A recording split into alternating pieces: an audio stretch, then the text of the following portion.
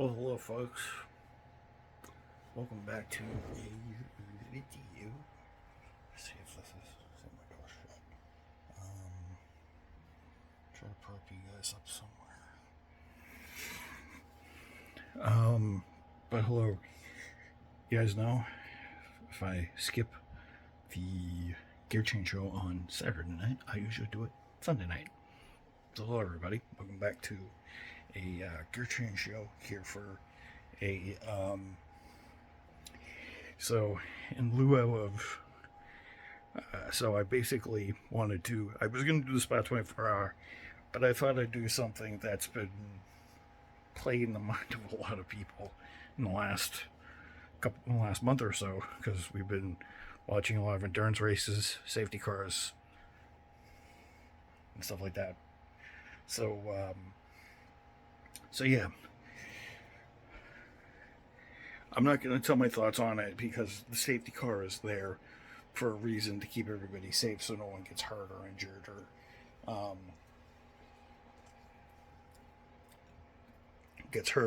or severely hurt or ends up or people just don't end up dying.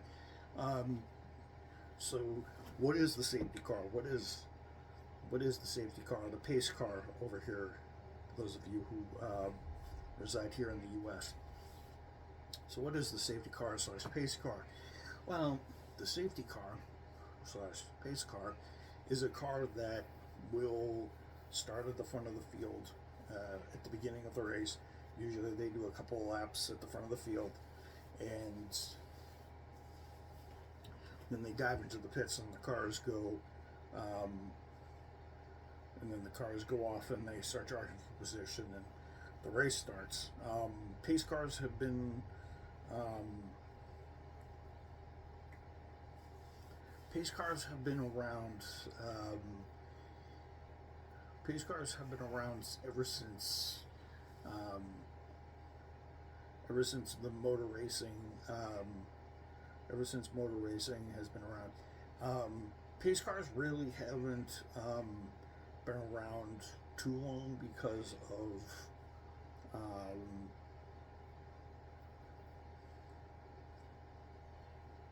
haven't been around too long. I forget when they really started, but so the safety car is meant to really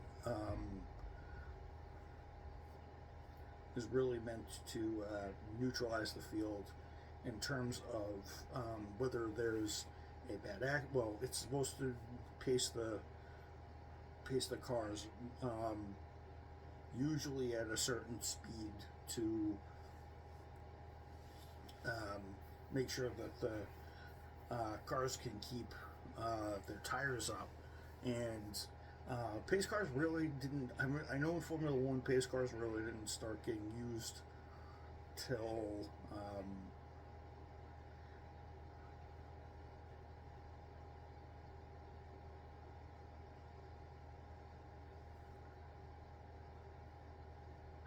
pace cars really didn't start getting used, I think, in F1. I'm thinking. I know with IndyCar kart, I know they've been used in NASCAR for a while. I know they've been used in NASCAR since, I'm gonna say, the 60s and 70s.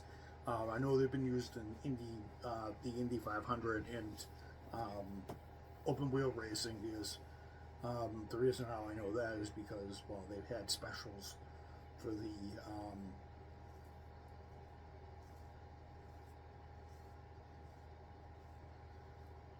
they've had pace. I'm pretty sure they had pace cars in sports car racing as well. So actually, I want to know when pace car was officially established.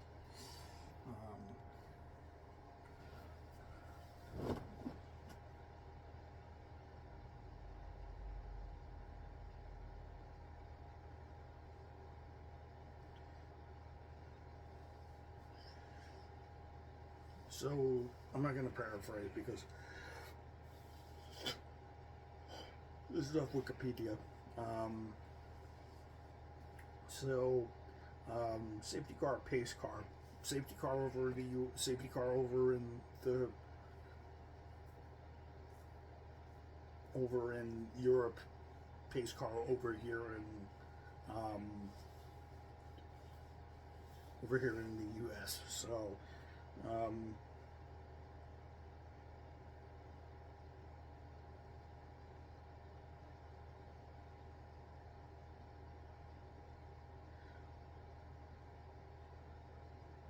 oh, so the first, so it's you know how I was talking about the Indy 500. The first time a pace car was used was the 1911 Indy 500, the first 500-mile race ever, the first edition. Um, so a pace car is so a pace car is used.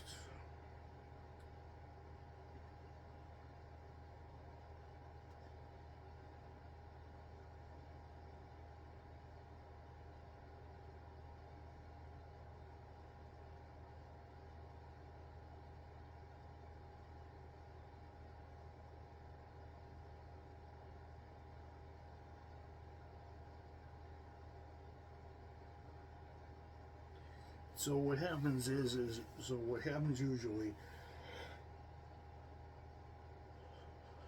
Now, usually it's a car that's usually driven at speeds that are usually faster than the race cars.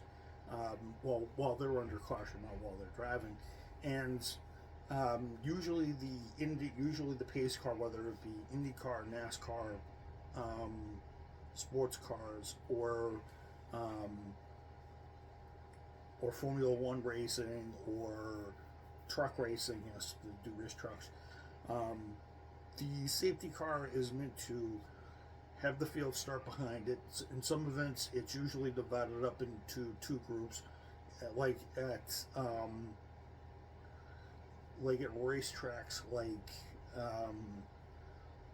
racetracks like Daytona, Sebring. Usually they have two pace cars, and then they bunch the cars up. And I know at Le Mans they usually run under one safety car. If the track's big enough, if the track's big like Le Mans, usually they'll have 3-4 safety cars. Places like the Nürburgring, they will have quite a few of them because with the track that's almost 20 miles long, and yes, you have heard me correctly, 20 miles and about 140 turns, you need quite a few safety cars and a lot of safety equipment. That's the reason why it's so treacherous to race on the Nordschleife, the Nürburgring Nordschleife, North Loop. It's translated to be North Loop from German to English. And they need that. So it's meant to pace the field, make sure that the tires are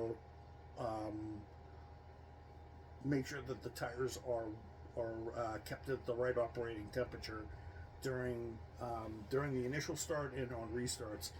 And usually the pace car,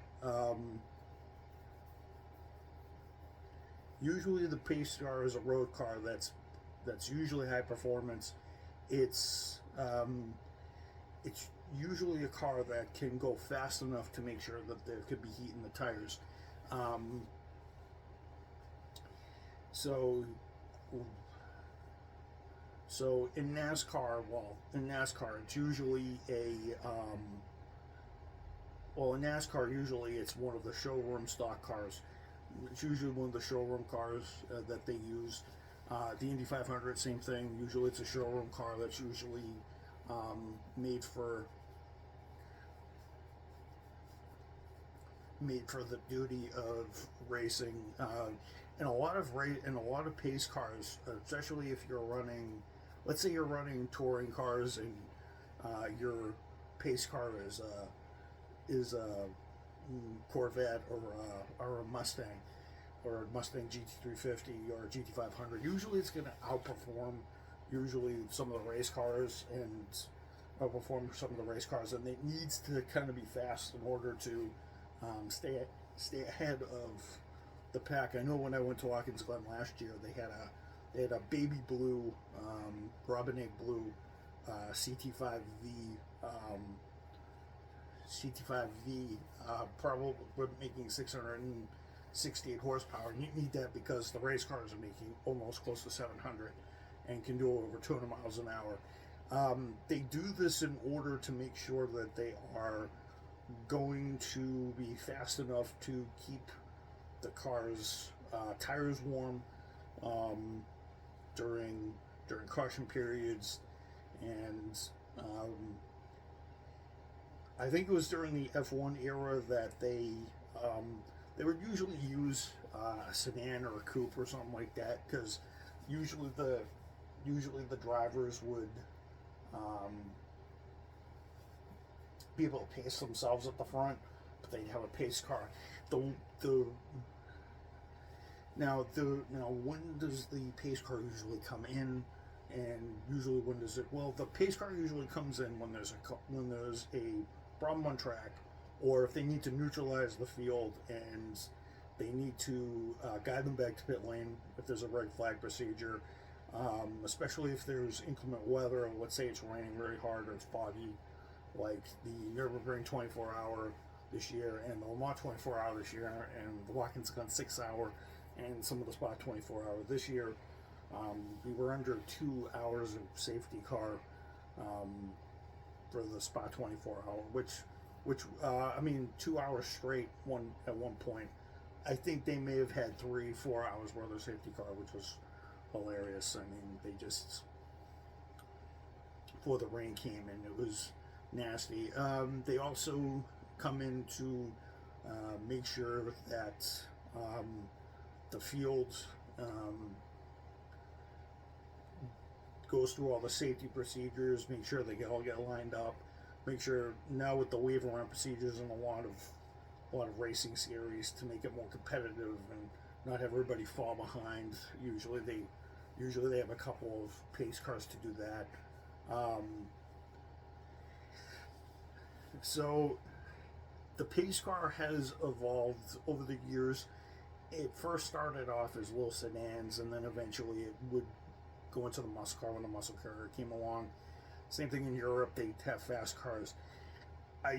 The year that they kind of changed what the safety car was going to be was 1994 Imola, and the reason why I say that is because the safety car, and I'm not lying, was an Opel Vectra, and the Opel Vectra couldn't really keep the tire, really wasn't going fast enough for the 750 to 800 horsepower plus horsepower cars in the back to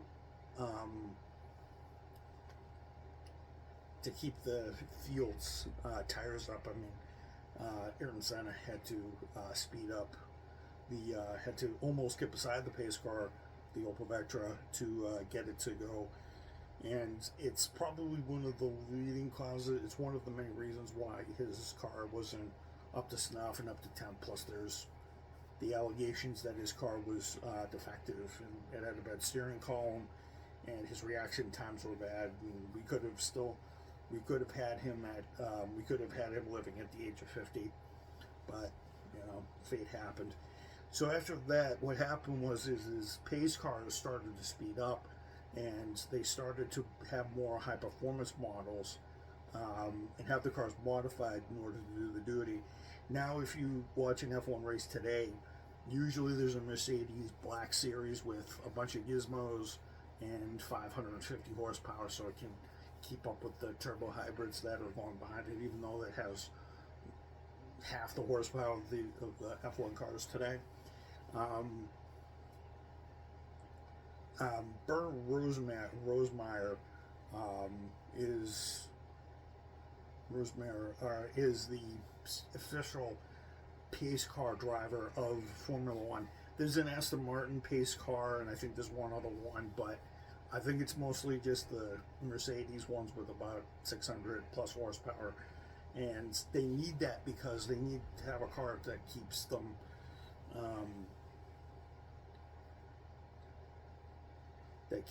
up to snuff, and also brings them in when they need to reflag the race. The other thing is car enthusiasts get to have a collector's item, get to have a collector's item. So there's a bunch of Camaro, Corvette, Mustang, and Mustang fans that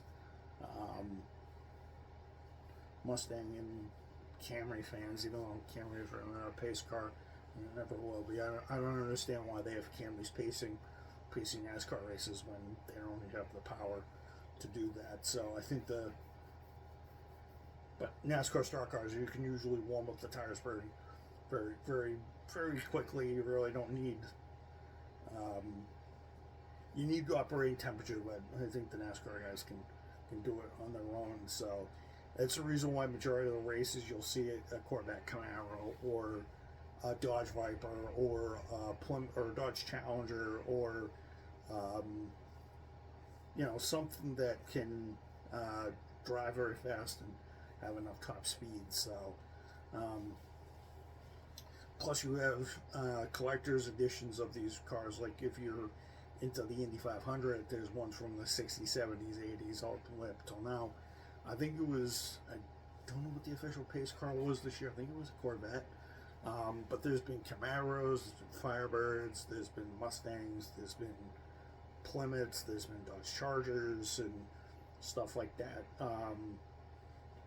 And it's good for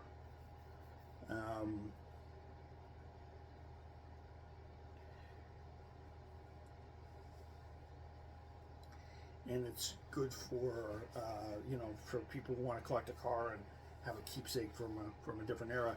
The only thing is, though, in recent years, though, it's kind of changed a little bit because the landscape of motorsport has changed to where it's more of a health and safety exercise, and that's kind of a good thing, so drivers don't get killed off. And because this isn't kart in the '90s, because this isn't kart in the, because this isn't champion auto racing teams or IndyCar in the 60s, 70s, 80s, 90s, or 2000s when Greg Moore got killed, stuff like that. So pace cars are kind of there to make sure drivers do not get hit, they don't get side impacted, and they neutralize the field. They go a little overboard, I think, on some series. I mean, when the wet weather is kind of prevalent, they really take aquaplaning and hydroplaning into aquaplaning, hydroplaning into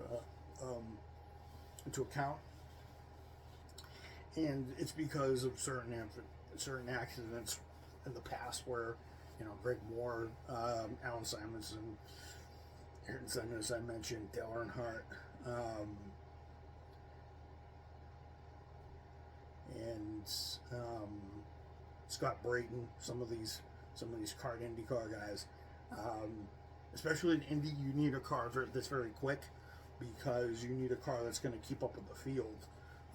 Because Indy cars have 650 to 700, almost 800. Well, at some points in history, almost at 900 horsepower, including that Mercedes 94, that 94 Mercedes that had 1,024 horsepower and could go 251 miles an hour on the backstretch, even though it couldn't average that in the corners because the chassis was terrible. But yeah, safety cars are kind of there just to make sure, that every race is safe. And kind of joking aside, anybody who was in the Spot 24 chat, we were just poking fun at the safety car because safety car being out, because it's been that theme of, it's kind of a running joke / running gag now because of how many times the safety car has been out and how many races have been either red flagged or and stuff like that due to weather this year. Because I think it's down to Mother Nature not playing very nice with the wet weather. So we haven't had too many days. We're already in July, and I think it's like been every like two to 3 weeks we've had poor weather. I think late May, early June we had poor weather. I think the only time I actually had 2 weeks straight of decent weather was when I went down to Virginia, and it barely rained there. And then it got hot up here, and it's been drowning us in rain ever since. We've had some really, really, really heavy downpours and stuff like that. So Mother Nature is to kind of blame with for some of these safety cars, but the guys who drive those cars, amen to you guys, because you guys keep the racing safe, but you also make sure that it's also, you know, exciting for the fans, but also safe for the drivers. It may stink that we don't get to see a lot of racing because of inclement weather or drivers being dumb and stuff like that. But you know, deep down, you know, we want to make sure that these guys come home in one piece and they have and they have another race to run. You know, after, or they have, or you know, they have a career slash resume to talk about, and for us to remember them by, you know, when these guys do in fact retire and go into the Hall of Fame somewhere, or you know, if we run into them, we'll remember their names, because Senna, Earnhardt, Brayton, and Moore, and a bunch of other guys, you know, Joe Sifford and stuff like that, you know. I think Le Mans started the pace car stuff. I'm pretty sure in the '60s. Although now the pace car is commonplace now for them to get off the line so that they can be paced, so that they pace and stuff like that. But yeah, so yeah. Sorry, this was a short one, because I missed yesterday. So, congratulations. Oh, just talking about the Spot 24. I'm going to talk about that. So, the race was pretty good, aside from 2 hours of safety car, which was kind of necessary, because if you guys watched the broadcast, it was a total monsoon. Like, when you watched them go by one camera view, you could see the wake of the water coming off the tires, like they were in puddles of water. They couldn't have raced in that race last night. So they should have red flagged it, and they should have brought them in, and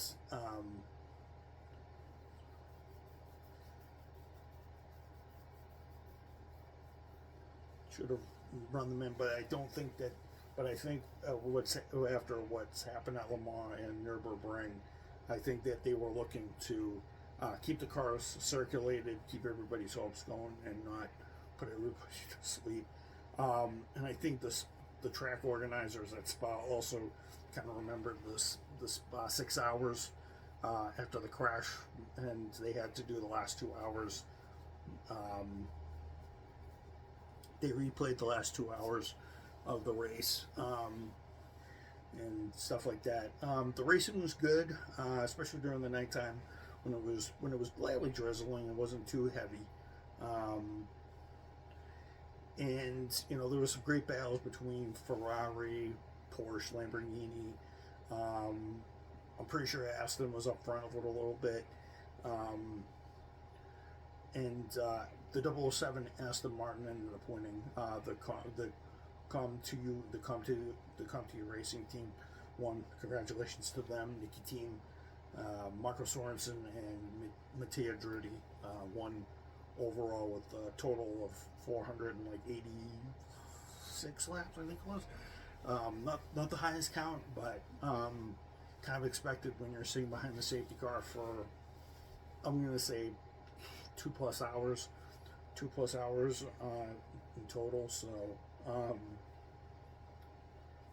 with all the safety car periods, it was a competitive race. I thought everybody kind of had a shot to win it, although people kind of wrecked out.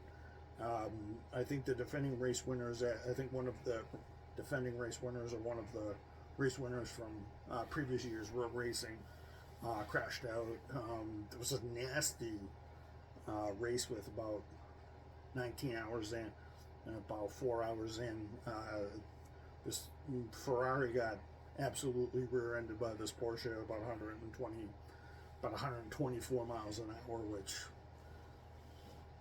nasty. He created a fireball at the end. Driver's okay. He lived. The guy in the Porsche was okay. The guy in the Ferrari was okay, even though it was a big fireball in the back of his back of this 296 GTB GT3 car. But yeah, it was a competitive race. I got to watch the podium ceremony. It was kind of cool. I will hopefully next year, an Italian mark wins. I'm hoping Lamborghini wins next year because they kind of had some rotten luck. I don't want I either want Lamborghini or Ford to win next year because I'm thinking Ford. There was one Ford from Proton competition. They came in like 22nd or something like that. They did all right. They were as high as like 4th during the night, and then they had technical problems. The Ferrari of AF Corsa, which came 3rd, was blocked by a Lamborghini that was stalled at pit out. I mean, I know Lamborghini didn't have the greatest 24 for those of you who watched, but they need to solve another person's potential victory. But obviously, the Aston's got the spoils because of that kind of karma for the kind of weird that I know Lamborghini had a poor race, but they didn't need to sully somebody else's chances of victory. So, but yeah. All right, guys. I will catch you guys later tomorrow. I'm going to the dentist and relaxing. I gotta do some cleaning in this room here, but and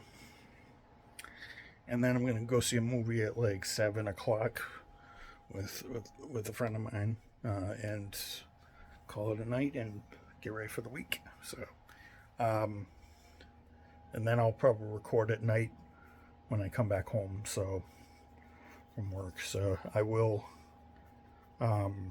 see you guys then. Peace out.